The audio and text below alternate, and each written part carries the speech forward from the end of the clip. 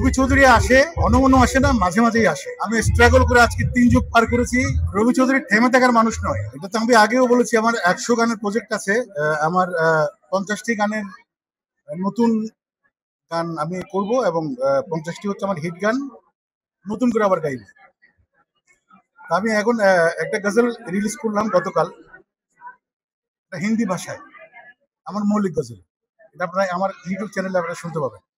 আমি সব গানই করি। আঞ্চলিক গান তো আমার সুপার ডুপার হিট আছে, হলজের ভিতর গাঁতে রেখে তোমারে, মধু হই হই, এটাও গেয়েছি, ইত্যাদিতে অসংখ্য গান গেয়েছি।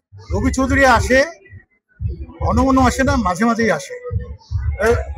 রবি চৌধুরী থেমে থাকার মানুষ নয়। আমি স্ট্রাগল করে আজকে 3 যুগ পার করেছি সুরের সঙ্গে, এবং যতদিন বেঁচে আছি এই সুরের সঙ্গে থাকবো ইনশাআল্লাহ। আমার আপকামিং যেটা আমি গজল যেটা রিলিজ হলো, ওটা আমি এক লাইন গাইতে পারি। এটা কি শোনা যাবে ঠিক মতো?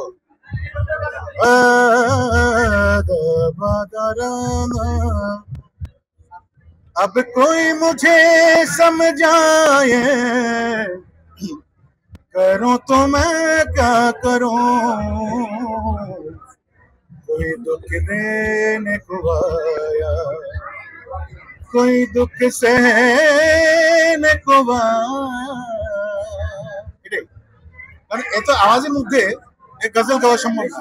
এই পুরস্কারটা আমি বিমান দুর্ঘটনায় যারা নিহত হয়েছেন মাইলস্টোনের বাচ্চাদের জন্য উৎসর্গ করলাম, এবং আমি শোকাহত, আমরা শোকাহত।